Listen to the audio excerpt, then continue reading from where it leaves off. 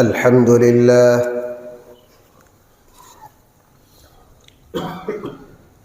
لله نحمده ونستعينه ونستغفره ونؤمن به ونتوكل عليه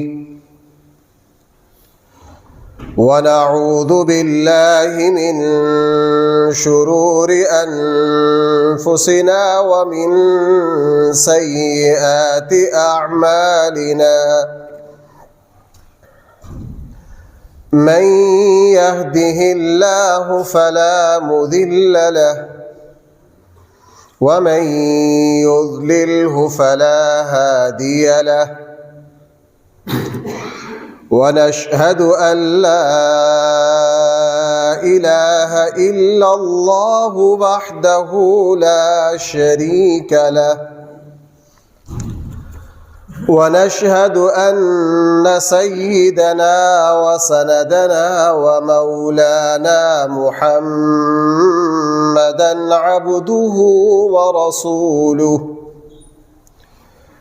صلى الله تعالى عليه وعلى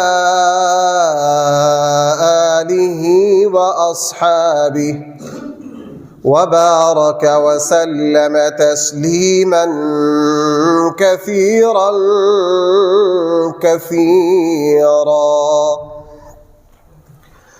أما بعد فأعوذ بالله من الشيطان الرجيم بسم الله الرحمن الرحيم قالت رسلهم أفي الله شك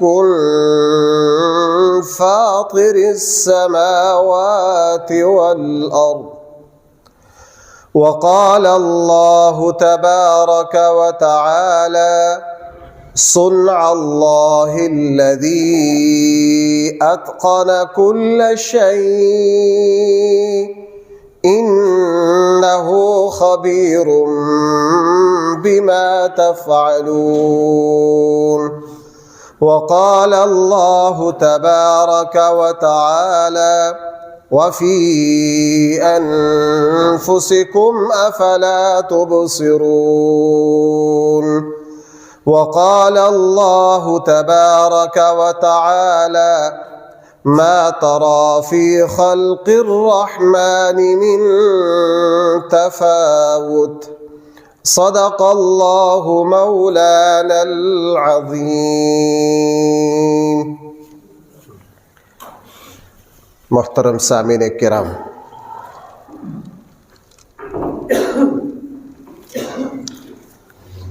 इस वक्त पूरी दुनिया में क्या मुसलमान क्या काफिर एक मौजू बहुत ज़ेरे बहस है और लग ये रहा है कि ये अगले सालों में अगली दहाइयों में ये मौजू और ज़्यादा फैलेगा। ये मौजू सदियों से चला आ रहा है लेकिन इसमें ज़्यादा बहस व मुबासा अब शुरू हुआ है। वो मौजू ये है कि आया अल्लाह ताला का वजूद है या ये कोई फ़र्ज़ी तसव्वुर है। इस वक्त यूरोप की यूनिवर्सिटियों में मुस्तकिल असातिज़ा शोबे मुख्तस कर दिए गए हैं इलाहियात पर। पूरा साल इस पर बहस मुबासा होता है कि आया खुदा का कोई वजूद है या ये एक फ़र्ज़ी तसव्वुर है। इसमें दो शुरू में तमहीद के तौर पर 2-3 बातें आप हजरात जहन में रखिए ताकि हम इस मौजू को आसानी से समझें। सबसे पहली बात यह है कि शुरू इंसानियत से लेकर हमारे पिछले ज़मानों तक یہ موضوع متنازع نہیں تھا، اس میں جھگڑا نہیں تھا۔ جھگڑا کرنے والے اگر تھے تو اکے دکے افراد۔ آج سے پہلے کی جو انسانی تاریخ ہے اس میں انسانیت کا 99% حصہ وہ ہے جو اللہ اور خدا کو مانتا ہے۔ بھائی جو کس کو مانتا ہے؟ اللہ اور خدا کو مانتا ہے۔ اگرچہ اس کے تصور میں ٹھوکر کھا گئے، لیکن تصور خدا، تصور الہ، یہ تقریباً ساری انسانیت میں پایا جاتا رہا ہے۔ منکرین خدا تاریخ میں فردن فردن کچھ لوگ ہوئے۔ عیسائی جو ہیں، سوال ہی پیدا نہیں ہوتا، عیسائیوں کے یہاں ظاہر ہے اللہ اور خدا کا تصور ہے، اگرچہ اس کی تفسیر میں بعض جگہ غلطی کر گئے، 3 ہے یا 1 ہے۔ یہودیوں کے یہاں 100% خدا کا تصور موجود ہے، اللہ کا تصور موجود ہے، اگرچہ بیچ میں کچھ لوگ غلطی کر گئے۔ اس کے علاوہ ہمارے یہاں ہندو ہیں، ان میں بالکل خدا اور رب کا، بھگوان کا تصور 100% موجود ہے، لیکن اس کی تشریح اور تفصیل میں بھائی وہ کیا کر گئے؟ غلطی کر گئے۔ کسی نے کہا ایک ہے، اصل بھگوان ایک ہے، باقی اوتار ہے۔ کسی نے کہا نہیں، اصل بھگوان ہی 3 ہیں، اوتار تو وہ بہت مانتے ہیں، ہزاروں ہیں۔ ہمارے یہاں ایسے لوگ بھی پائے گئے، انہوں نے یہ کہا کہ جی خدا 2 ہیں، خیر پیدا کرنے والا خدا اور ہے، شر پیدا کرنے والا خدا۔ ایک ہی ذات یہ 2 کام نہیں کر سکتی، اچھائیاں بھی پیدا کر دی، برائیاں بھی پیدا کر دی۔ اور 14ویں پارے میں قرآن کریم نے ان کا رد کیا، الہین اثنین، تم یہ کہتے ہو کہ خدا 2 ہیں۔ قرآن نے اس کا رد کیا ہے۔ یہ لوگ حضور کے زمانے میں، پہلے زمانے میں بھی تھے، یہ کہتے تھے کہ بھئی خدا 2 ہے، ایک نہیں ہے۔ ایک ہی ذات خیر بھی پیدا کرے، ایک ہی ذات شر بھی پیدا کرے، ایسا نہیں ہو سکتا۔ لیکن خدا مانا سب نے۔ بھائی میری بات سمجھ پا رہے؟ سب نے خدا مانا۔ خدا کا تصور انسانوں میں ہمیشہ سے مضبوط رہا۔ انسانیت کا اکثر حصہ کیا 99% وہ تھے جو اللہ کے وجود کو مانتے، لیکن اللہ کے وجود کے منکر انسانی تاریخ میں بہت تھوڑے ہیں۔ ہاں، یہ جو پچھلے 50 سال، یہ جو پچھلی صدی گزری اور اب جو زمانہ آ رہا ہے، اس میں الحاد بڑھ رہا ہے۔ بھائی اس میں الحاد، پاکستان کے بڑے بڑے پروفیسر انہوں نے سر عام الحاد کا انکار کیا ہے، اور وہ اس موضوع پر کتابیں لکھ رہے ہیں کہ خدا کا کوئی حقیقی تصور نہیں ہے، یہ فرضی تصور ہے۔ بھائی یہ کیا ہے؟ اور میں شاید ایک تقریر ہو یا 2 اسی حوالے سے ہوگی کہ دین کو ہٹا کر، نبیوں کی تعلیمات کو ایک طرف کر کے، بھائی توجہ میں کیا کہہ رہا ہوں دوبارہ، قرآن کریم اور انبیاء رسول اللہ صلی اللہ علیہ وسلم کی تعلیمات کو بالکل ایک طرف کر کے، سائنسی طور پر، فطری طور پر آیا خدا کا وجود ہے یا نہیں ہے، میرا یہی موضوع ہے۔ وگرنہ اگر قرآن کریم کے حوالے سے بیان کیا جائے تو بھائی پھر تو بیان کرنے کی ضرورت ہی۔ اور دہریہ سے، ملحد سے، سیکولر سے، الحاد کے داعی سے جب گفتگو ہوگی، آپ قرآن کی آیت پڑھیں گے، وہ کہے گا وہ کیا ہوتا ہے، میں تو نہیں مانتا۔ آپ رسول کی بات کریں گے، وہ کہے گا جب میں خدا کو ہی نہیں مانتا تو اس کے نمائندگی کو کہاں مانوں گا؟ جب میں اللہ ہی کو نہیں مانتا تو میں اللہ کے کلام کو کیسے مانوں گا؟ مجھے دلیل وہ دی جائے۔ میں نہ رسولوں کو جانتا، نہ قرآن کو جانتا۔ اور ملحدین سے جب بات کرنی ہوتی ہے، شروع میں ہمیں اسی لیے مشکل پیش آتی ہے۔ خود میں اس دور سے گزرا ہوں کہ ایک ملحد سے واسطہ پڑ گیا، چونکہ ابھی تک اس پہلو پر غور نہیں کیا تھا۔ اللہ کے وجود کی قرآنی آیات آتی، میں جو آیت پڑھتا وہ کہتا میں تو وہ کہتا، میں جب اللہ ہی کو نہیں مانتا تو میں رسولوں کو کہاں مانوں گا، میں قرآن کو کہاں مانوں گا، کرو بات اب اسے کیا کرنی۔ تو میری جو گفتگو ہوگی وہ اسی موضوع پر ہوگی۔ ہاں بھائی یہ ذہن میں رکھیے، اللہ تعالیٰ کا مجھ پر اور آپ پر یہ احسان ہے کہ اللہ نے مجھے اور آپ کو ایمان کی دولت دے دی۔ کس کی دولت دے دی؟ ایمان نام ہے رسول اللہ صلی اللہ علیہ وسلم پر اعتماد کا۔ میں سچ جب میں پورا ہفتہ ہو گیا مجھے فلاسفہ کی کتابوں کے ساتھ ٹکرے مارتے ہوئے، ایک فلسفی کچھ کہتا ہے، دوسرا کچھ کہتا ہے، بندے کا دماغ خشک ہو جاتا پڑھ پڑھ کے کہ یہ کہتے کیا ہے۔ سچی بات یہ ہے کہ پورے ہفتے دن رات ورق گردانی کر کے دل جسم کا رواں رواں اللہ کی بارگاہ میں سر بسجود ہے۔ اے میرے اللہ، انہوں نے آپ کو سمجھنے کی کوشش کی، محمد الرسول اللہ کا واسطہ ہٹا کر ذلیل ہو رہے۔ انہوں نے آپ کو سمجھنے کی کوشش کی، اللہ کی کتاب کو بیچ سے نکال کر ایک اللہ کے وجود پر دلائل قائم کرتا ہے، دوسرا رد کر دیتا ہے، تیسرا قائم کرتا ہے، چوتھا رد کر دیتا ہے۔ ایک ملحد آتا ہے، وہ اللہ کے نہ ہونے کی کچھ دلیلیں دیتا ہے، کس کی؟ اللہ کے۔ توجہ کرنا بھائی، آج کا مضمون تھوڑا مشکل ہے، آپ حضرات میرے ساتھ تعاون کریں گے، توجہ رکھیں گے۔ ایک ملحد دہریہ منکر خدا آتا ہے، وہ 10 دلیلیں قائم کرتا ہے اللہ کے نہ ہونے کی۔ نوید صاحب کیا؟ دوسرا آتا ہے، وہ کہتے ہیں نہیں یہ 10 دلیلیں غلط ہیں، میں دیتا ہوں دلیلیں اللہ کے نہ ہونے کی، وہ مزید 10 قائم کرتا ہے۔ تیسرا آتا ہے، وہ اس کو کان سے پکڑ لیتا ہے، وہ کہتا ہے نہیں تیری دلیلیں غلط ہیں، میں مزید دلیلیں دیتا ہوں۔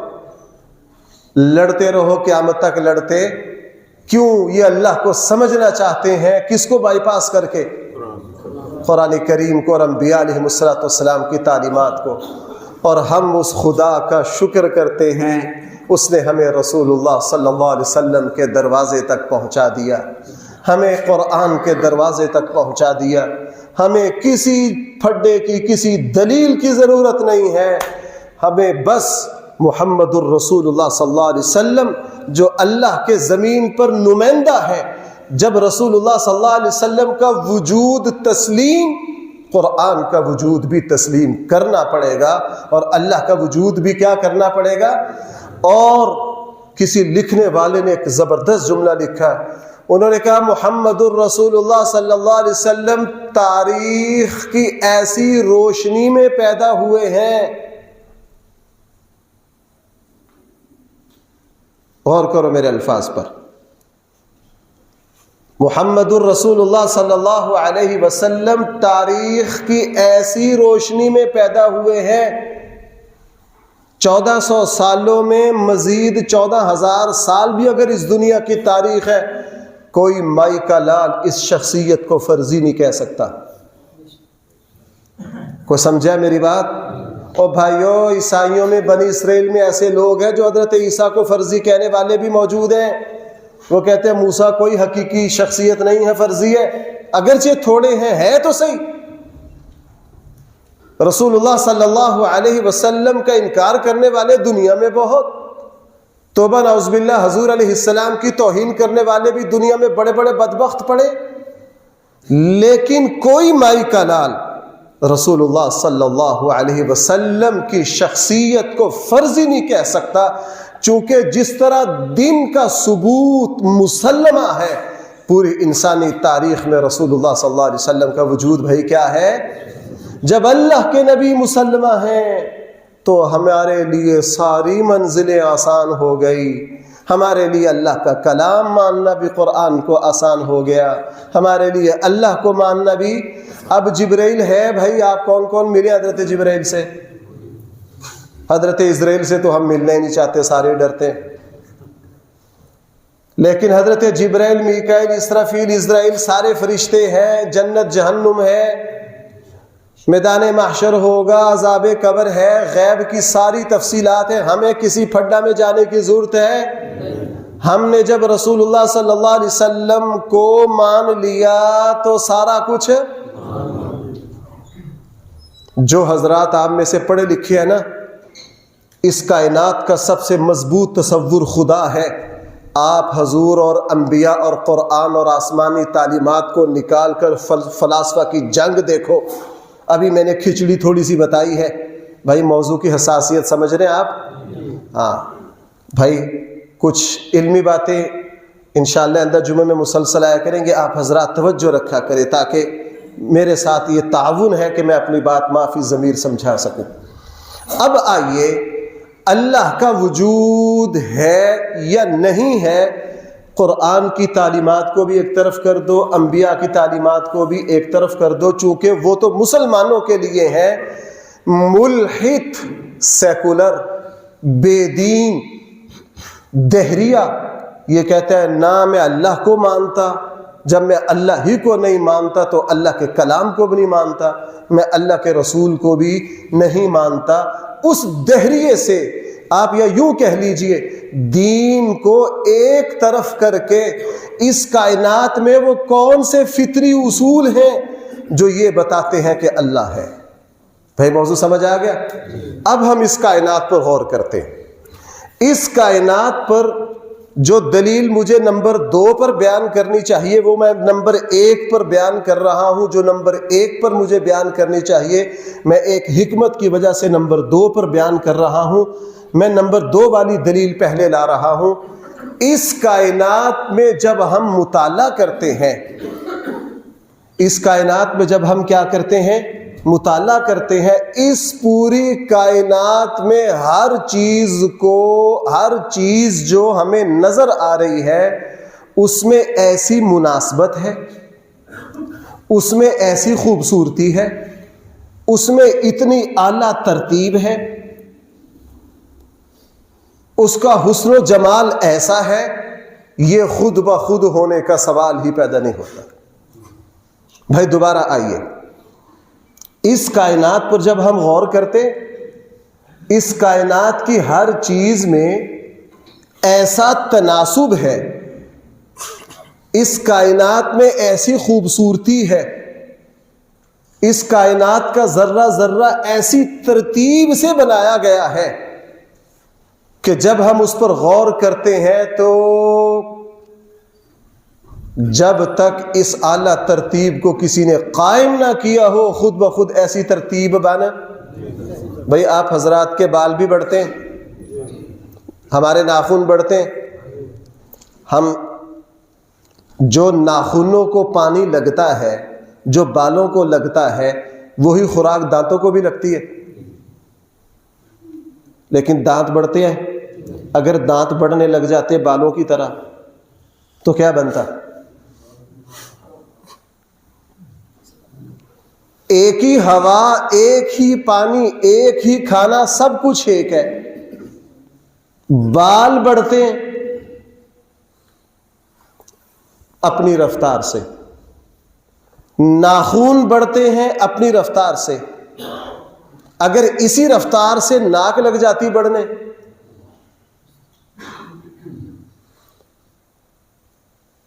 ناک کو ایک حد میں رکھا کس نے؟ کہتے نہیں، وہ تو ہم مانتے ہیں نا، یہ تو سارے مسلمان بیٹھے ہیں. ان سے پوچھو وہ ایسی کون سی سائنس ہے جو بالوں کو بڑھاتی ہے دانتوں کو نہیں بڑھاتی؟ پیچھے پانی بھی ایک ہے، ہوا بھی ایک ہے، خوراک بھی ایک ہے، آکسیجن بھی ایک ہے، اور پیچھے فائبر، ہر چیز، سب کچھ ایک ہے، مادہ سارا ایک ہے. انسان اسی سے تیار ہوا ہے. اس پوری کائنات پہ غور کر لیجیے اور آپ آسمان کے سیارے، ستارے، فضائیں، ان کی جب پیمائش کیجیے جناب ریاضی، اور کیا خوبصورت کسی نے بات کہی ہے، اللہ تعالیٰ اتنا بڑا ریاضی دان ہے کہ اللہ کی ریاضی کو دیکھ کر سارے ریاضی دانوں کی بولتی بند ہو جاتی. اللہ تعالیٰ کی ریاضی دیکھ کر صاحب کی بولتی کیا ہو جاتی ہے؟ جناب ریاضی تو ایک فطری عمل ہے، اس کا تو رسول اور دین سے کوئی لینا دینا نہیں. جب ہم اللہ کی ریاضی کا مطالعہ کرتے ہیں، ہم تمہارے سامنے ریاضی کا کوئی کلیہ رکھتے ہیں، آپ اس کو حل کر دیتے ہیں، ہم ان سے پوچھتے ہیں جناب یہ ریاضی کا کلیہ خود بخود ہوا؟ کہتے نہیں نہیں نہیں، یہ کسی پروفیسر نے، کسی ٹیچر نے، کسی استاد نے۔ بھائی 15 رقمیں لکھو خود بخود جمع ہو جاتی ہیں، کیوں بھائی؟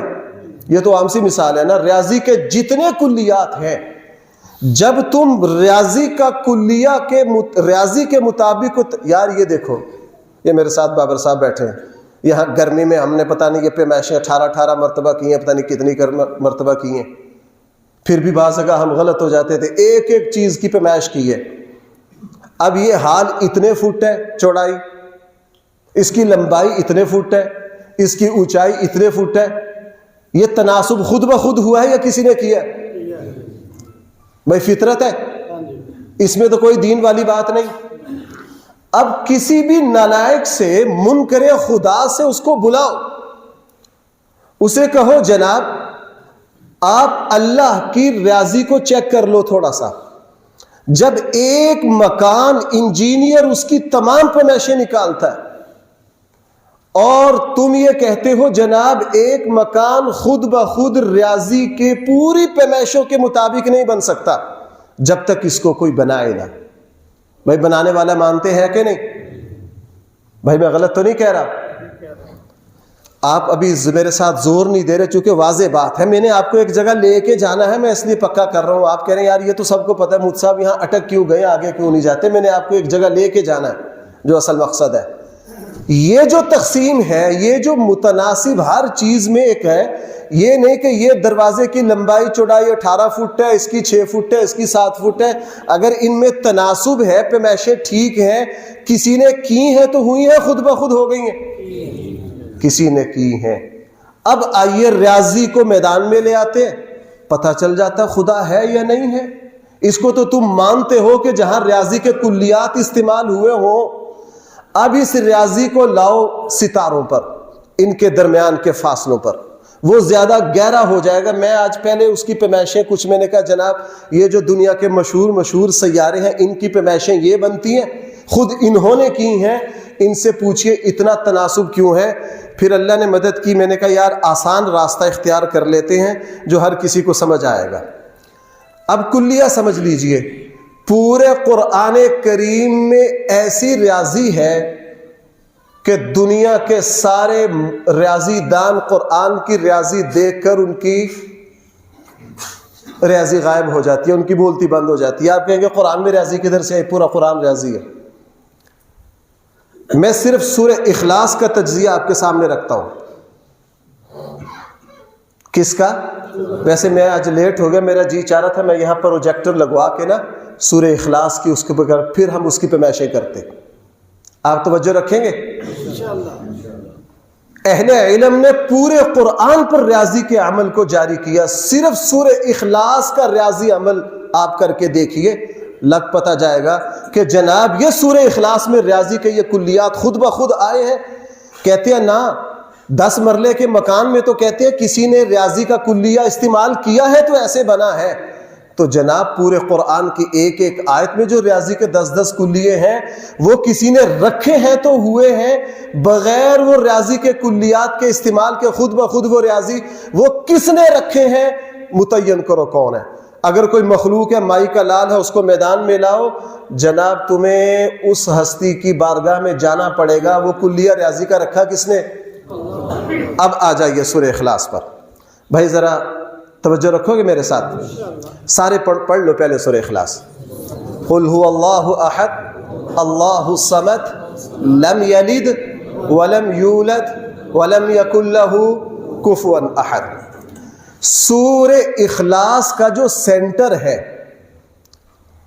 وہ لم یلد کا لام ہے، اس لام کو پکڑ لینا ہے، پوری ریاضی اسی کے دائیں بائیں گھومے گی۔ سورہ اخلاص کا سینٹر بھائی کون سا لفظ ہے؟ لم یلد کا لام۔ میں بار بار بولوں گا، کس کا لام؟ لم یلد کا لام۔ یہ لام جو ہے یہ سورہ اخلاص کا سینٹر ہے۔ اس لم یلد سے پہلے سورت کے جو الفاظ ہے وہ بھی 23 ہے، اور اس لام کے بعد جو الفاظ ہیں وہ بھی 23 ہیں۔ تو سینٹر کون بنا؟ دیکھتے جانا۔ اب اس میں اس صورت میں ریاضی عمل کیسے کتنا چلے گا. سورہ اخلاص کا سینٹر کیا بنا؟ لم یلد کا. اس لام سے پہلے بھی الفاظ کتنے ہیں؟ اس کے بعد بھی الفاظ کتنے ہیں؟ یہ تناسب کس نے پیدا کیا؟ آگے دیکھیے، دیکھتے جائیے ذرا. نمبر 2، یہ تو ہو گئے اس کے الفاظ. نمبر 2، درمیانہ حرف کون سا ہے؟ بار بار میں نے پوچھنا. لم یلد کا لام، لام اور بھی ہے بیچ میں. آپ وہاں دیکھو گے لم یلد کا لام کیا ہے؟ اب لم یلد کا لام جو ہے، آپ ماشاءاللہ یہاں اردو کے اساتذہ بیٹھے ہیں، حرکت کہتے ہیں زبر زیر پیش کو.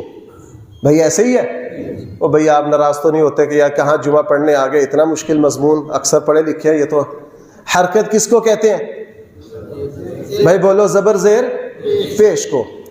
اب لم یلد کا جو لام ہے، اس سے پہلے بھی حرکت زبر زیر والے الفاظ 16 ہیں اور اس کے بعد بھی 16 ہیں. سمجھے میری بات؟ لم یلد کے لام سے پہلے سادہ حروف 23، لم یلد کے لام کے بعد کتنے؟ اچھا، زبر زیر پیش والے حروف لم یلد کے لام سے پہلے کتنے اور لام کے بعد کتنے؟ 16. ماشاءاللہ. کہتے ہیں جی یہ ونڈو کا سائز خود بخود نہیں ہوا، یہ کسی نے کیا ہے. بالکل کیا جی. کس نے کیا؟ کہتے ہیں انجینئر نے کیا، اس لیے انجینئر کو ماننا پڑے گا. اور اس کو بھائی سارے مانتے ہیں. تو اس کائنات کی جب ہر چیز 100% پیمائش پر ہے، وہ کس نے کی ہے؟ کیٹو کرو آسمان کی پیمائش کس نے کی ہے؟ اب آگے چلیے، 2 باتیں آگے جی. درمیانہ حرف کون سا ہے؟ لم یلد کا لام. اس لام سے پہلے زبر والے حرف بھی 10 ہیں اور اس لام کے بعد بھی زبر والے حرف 10 ہیں. یہ خود بخود ہوا ہے؟ پورے قرآن کی ریاضی پر اگر جائے نا تو بندے کے، میں نے جب یہ جملہ پڑھا نا کہ جناب اللہ کی ریاضی جب میدان میں آتی ہے تو سب کی ریاضی فیل ہو جاتی ہے. کہتے ہیں جی ہم قرآن کی ایک آیت بنائیں گے. وہ میرے پاس یہی نوجوان بیٹھے ہیں، چند دن پہلے ایک ہندو پروفیسر کی نا ایک آیت لے کر آئے، اس نے اذا جاء نصر اللہ والفتح کے وزن پر ایک آیت بنائی ہے. کہنے کہ مجھ صاحب یہ چیلنج کر رہا ہے. میں نے علم العروض سے اذا جاء نصر اللہ والفتح کا وزن نکال کے رکھا، میں نے علم العروض پہ اس کے وزن کو سیٹ کیا، 3 خرابیاں. میں نے کہا ابھی میں آگے نہیں گیا، صرف وزن میں ہی کتنی خرابیاں ہیں؟ اچھا، اب تک میں نے کتنی باتیں بتائی ہیں سورہ اخلاص میں؟ سورہ اخلاص کا سینٹر والا حرف کون سا ہے؟ لم یلد کا. اس سے پہلے حرف کتنے ہیں؟ اس کے بعد کتنے ہیں؟ حرکت والے اس سے پہلے کتنے ہیں؟ بعد میں کتنے ہیں؟ اچھا، اب بات آ رہی ہے کس پر؟ زبر پر. دونوں طرف زبر والے حرف کتنے ہیں؟ لم یلد سے پہلے بھی 10 اور لم یلد کے بعد بھی کتنے؟ 10. آگے چلیے جی. درمیانہ حرف کون سا ہے؟ لم یلد کا لام. اس لام سے پہلے پیش والے حرف لام سے پہلے 6 ہے اور لام کے بعد بھی 6 ہے. پڑھ کے دیکھ لو. میں تو پورا ہفتہ یہی شطرنج کھیلتا رہا ہوں، آپ بھی کھیل لیجئے گھر جا کے. میں نے صرف یہ نہیں، میں نے قرآن کھول کے میں تو ایک ایک لفظ کو، پیش والے لم یلد کے لام سے پہلے کتنے اور لم یلد کے لام کے بعد کتنے؟ 6. یہ تو ابھی قرآن کی چھوٹی صورت ہے. آگے چلیے. درمیانہ حرف کون سا ہے؟ اس سے پہلے مکمل الفاظ. کیا؟ مکمل. قل ہو اللہ احد، مکمل الفاظ. اس لام سے پہلے بھی 7 ہیں اور اس لام کے بعد بھی 7 ہیں. مکمل الفاظ لام سے پہلے بھی کتنے اور لام کے بعد بھی کتنے؟ 7. اچھا، آگے چلیے جی. درمیانہ حرف کون سا ہے؟ لم یلد کا لام. اوہو، یہ بڑی حیران کن بات ہے. اتنا تو آپ جانتے ہیں نا، حروف تہجی میں سے ہر حرف کا ایک خاص عدد ہے. بھائی جن کو پہلے سے پتہ ہاتھ کھڑا کرو تاکہ میری گواہی پکی ہو جائے. وہ بڑے بڑے اساتذہ، یار سب کوئی پتہ، ہاتھ ویسے نہیں کھڑے کر رہے. یہاں تو وہ جنہوں نے 40 سال پڑھایا ان حضرات کو کیوں نہیں پتا؟ ان کا تو زندگی تعلیم میں گزری ہے، سب کو ہی پتا۔ ہاتھ کھڑا کرو تاکہ جو بیچارے میرے جیسے بیٹھے ان کو ہی پتہ چل جائے۔ ہر حرف کا ایک عدد ہے، ہر حرف کا کیا ہے؟ عین کا ایک عدد ہے، سین کا ایک حرف ہے۔ کیوں جی؟ مسلمہ بات ہے، مسلمہ، یہ تو مسلمہ بات ہے۔ اب درمیانہ حرف کون سا ہے؟ لم یلد کا لام۔ لم یلد کے لام سے پہلے جتنے حروف ہیں ان کو اکٹھا کر کے عدد نکالو، بنتے ہیں 198، اور لم یلد کے بعد والے حروف اکٹھا کر کے ان کا عدد نکالو، بنتے ہیں 198۔ یہ ہو خود بخود گیا، یہ ہو کیسے گیا؟ یہ جو میرا منبر ہے اس کے یہ دونوں پائے برابر ہیں، میں کہتا ہوں خود بخود بنے، آپ کہتے ہیں نہیں نہیں مول صاحب جھوٹ بول رہے ہو، کاریگر نے بنائے۔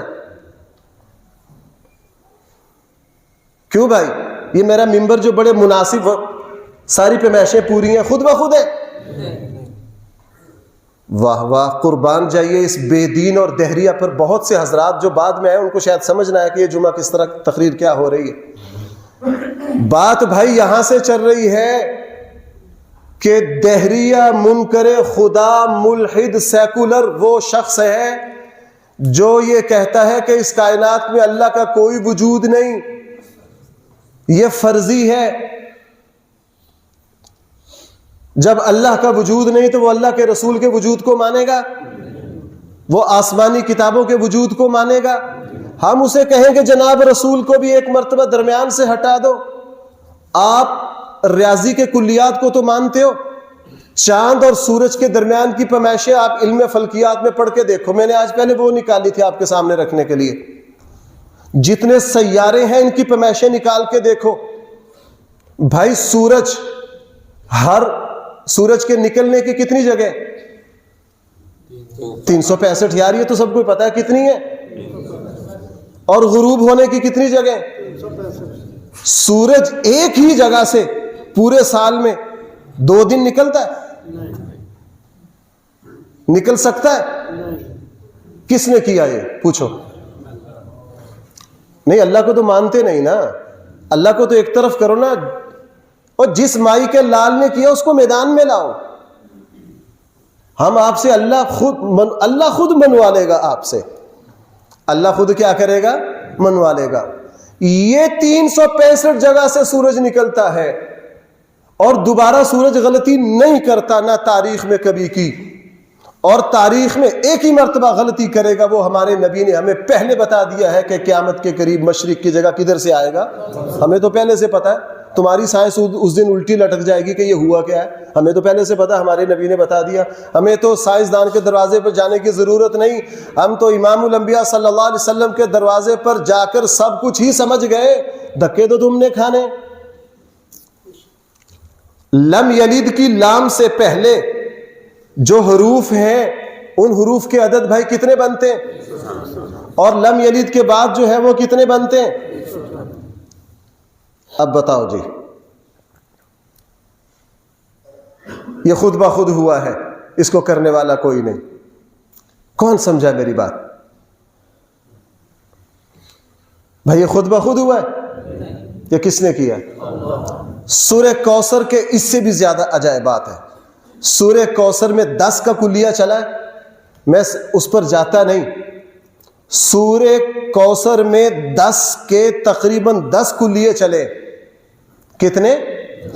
اور آپ کو شاید آپ میری بات میں اللہ کرے میں سمجھا پاؤں، قرآن کی ایک آیت ہے قُلْ إِنِ اجْتَمَعَتِ الْإِنسُ وَالْجِنُّ عَلَىٰ أَن يَأْتُوا بِمِثْلِ هَذَا الْقُرْآنِ لَا يَأْتُونَ بِمِثْلِهِ وَلَوْ كَانَ بَعْضُهُمْ لِبَعْضٍ ظَهِيرًا۔ قرآن چیلنج کر رہا ہے، اگر یہ اللہ کا کلام نہیں ہے تو تم سارے جن و انس مل جاؤ، سب کو اکٹھے کر لو، تو جناب اس جیسی ایک صورت ایک آیت بھی بنا نہیں سکتے۔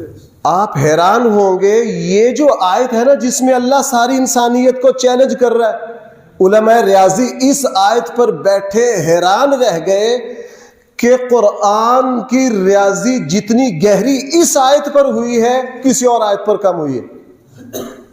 اگر آپ حضرات حافظ ہوتے نا تو میں اس آیت میں تقریباً ریاضی کے 20 کے قریب کلیات ہیں. بھائی میں ویسے تو زور نہیں لگا رہا، میں اپنی بات سمجھا پا رہا ہوں، نیند تو نہیں آ رہی آپ حضرات کو؟ اب آئیے جہاں سے چلے تھے، سورہ کوثر کا رہنے دے، اتنا ہی کافی ہے. اب آئیے جی جہاں سے چلے تھے، آج صرف ایک دلیل اللہ کے وجود پر کہ جناب اس کائنات کے خالق و مالک کون ہے؟ اللہ ہے. دہریہ، بے دین، منکر خدا، سیکولر، وہ یہ کہتا ہے جناب خدا کا کوئی وجود نہیں ہے، یہ فرضی ہے. ہم اسے کہتے ہیں جناب دنیا میں جہاں جہاں عمارتیں بن رہی ہیں، ہماری گاڑیاں سب کی پیمائشیں ہیں، قاعدہ کلیہ ہے، ریاضی کے اصول ہیں، سائنس کے اصول ہیں، فلسفہ کے اصول ہیں، ان کو مانتے ہو؟ وہ کہتے ہیں جی بالکل مانتے ہیں. ہم کہتے ہیں جناب اس پوری کائنات کا مطالعہ کر لیجئے، اللہ جل جلالہ نے اس ہوا میں کیا کیا چیزیں کس تناسب سے شامل کی. اگر اللہ تعالیٰ اس ہوا کے اجزاء میں سے یہ تناسب ختم کر دیتے تو یہ ہوا اتنی وزنی ہو جاتی کہ ہمارے پھیپھڑے پھٹ جاتے. اللہ جل جلالہ نے مٹی میں جو اجزاء شامل کیے ہیں، آپ جائیے یہ ہماری کتابوں میں موجود ہے، مٹی میں کتنے اجزاء ہیں، ان کا کیا کیا تناسب ہے. اور جب اس کو تناسب سے آپ دیکھو گے جناب مٹی میں ان اجزاء میں یہ مناسبت کس نے رکھی ہے، جناب جس نے رکھی ہے اس کو میدان میں لاؤ. آپ پہاڑوں پتھر پر جاؤ گے، پتھر میں کون کون سے اجزاء ہیں، ان اجزاء کی پیمائش کرو، ان میں ایک تناسب ہے. یہ تناسب کس نے رکھا ہے؟ یہ تناسب کس نے رکھا ہے؟ انسان کے وجود میں اللہ جل جلالہ نے جو بیٹا من انسان کے دانتوں میں رکھے ہیں، اگر اللہ تعالیٰ وہی ناک میں رکھ دیتا تو ہاتھی سے بڑی ہو جاتی ناک. اللہ جل جلالہ نے ناک میں کاریگری اور رکھی، بالوں میں اور رکھی، قد میں اور رکھی، مرد کے وجود میں، عورت کے وجود میں. اسی لیے امام مالک رحمہ اللہ سے ایک دہریے نے پوچھا جناب آپ اللہ تعالیٰ کے وجود پر کیا دلیل رکھتے؟ امام مالک رحمہ اللہ کو پتہ تھا. امام مالک نے فرمایا اللہ کے وجود کی دلیل یہ ہے کہ اللہ تعالیٰ ایک ہی چیز سے ساری انسانیت کو پیدا کر رہے ہیں. سب کی ہوا ایک ہے، سب کا آکسیجن ایک ہے، سب گندم ہی کھا رہے ہیں، سب چاول ہی کھا رہے ہیں. جناب یہاں جتنے لوگ بیٹھے ہیں پورے ڈسکا کے لوگوں کو جمع کر لو، سب کی آواز مختلف، سب کا چہرہ مختلف. کیوں بھائی مختلف ہے یا نہیں؟ ایک ہی مادہ سے مختلف چیزیں بنا کے دکھاؤ. ہم کاریگر کو بلائے بھائی یہ رہا ہے سیمنٹ، یہ رہی ہے بجری، یہ رہا ہے ریت، آپ نے اس سے عمارت بھی بنانی ہے، اس سے پنکھے بھی چلا دینے ہیں، اس سے لائٹیں بھی چلا دینی ہے، اس سے مسجد کا قالین بھی بنا دینا ہے، اور اس سے ہمارے وضو کے بھی انتظام کر دینا ہے، اور اسی ریت گارے جو کچھ سے ہمارے لیے روٹی کا انتظام بھی کر دینا ہے. وہ کہے گا جناب یہ اتنا عظیم الشان منصوبہ بعد میں بنانا، پہلے آؤ آپ کو پاگل خانے میں جمع کروا کے آؤ. وہ کہے گا جناب اس مٹیریل سے یہ بن سکتا ہے، یہ نہیں، یہ بن سکتا ہے. اس خدا کی شان دیکھو. اس لیے امام شافعی رحمہ اللہ نے کیا پیاری بات فرمائی. امام شافعی سے کسی نے پوچھا، چونکہ ان کے متھے دہریے بے دین لگتے تھے، اللہ کے وجود پر دلیل کیا ہے؟ امام شافعی جہاں بیٹھے تھے اتفاق کی بات ہے شہتوت کے درخت کے نیچے بیٹھے، اور یہ لوگ بڑے ذہین ہوتے ہیں. امام شافعی نے یوں دیکھا، کہنے لگے یہ جو شہتوت کا پتا ہے یہ اللہ کے وجود کی دلیل ہے. وہ دہریہ پھڑک اٹھا کہ ان کا امام میرے قابو آ گیا، بڑی بودی بات کر گیا. جناب یہ شہتوت کا پتا اللہ کے وجود کی دلیل کیا؟ کہنے لگے یہ ایک ہی پتا ہے، اس کو ہرن کھاتی ہے، اللہ اس کے سینے میں مشک پیدا پیدا کر دیتے ہیں، اسی کو ریشم کا کیڑا کھاتا ہے اس کو اللہ ریشم بنا دیتے ہیں، اسی کو بکری کھاتی ہے اللہ تعالیٰ دودھ بنا دیتے ہیں، اور اسی کو گدھا کھاتا ہے اللہ تعالیٰ مینگنیاں بناتے ہیں۔ یہ عجیب بات ہوئی، ایک ہی پتا ہے اس کو 18 مخلوق کھا رہی ہے تو نتیجہ الگ الگ نکل رہا ہے، تو میں پہچان گیا یہ خود بخود نہیں ہو رہا۔ اگر خود بخود ہو رہا ہے، ہرن جو ہے وہ بکری ہی کی جنس سے ہے، بھائی ہرن جو ہے وہ کس کی فیملی ہے؟ تو کیا بات ہے، جنگلی بکری کو یہ پتا کھلاتے ہیں تو مشک بن جاتی ہے، گھر والی بکری کو کھلاتے ہیں تو دودھ بنتا ہے، اس کی مشک نہیں بنتی۔ یہ فرق کون کرتا ہے؟ یہ فرق کون کرتا ہے؟ اس کائنات سے پوچھو۔ اس لیے بھائیوں، کہنے والوں نے ایک زبردست بات کہی، میرا اور آپ کا وجود پتہ نہیں ہے یا نہیں ہے، اللہ کا وجود 100% ہے۔ وہ اسی طرح کے ایک سر پھرا آگے نا ایک بہت بڑے علامہ کے سامنے، اللہ کے وجود کی کیا دلیل ہے؟ اس نے کہا جناب اللہ کے وجود کو چھوڑ، پہلے تیرے وجود کی دلیل کیا ہے؟ میرا اور آپ کا وجود ہو یا نہ ہو، اس کائنات کا ذرہ ذرہ پکار رہا ہے اللہ کا وجود ہے۔ اس نے کہا جناب میرا وجود ہے، کیا کہا؟ کہنے لگا دلیل، کہنے لگا جناب میرے وجود کی دلیل یہ ہے، مجھے کوئی تھپڑ مارے تو مجھے درد ہوگی، یہ دلیل ہے میرے وجود کی۔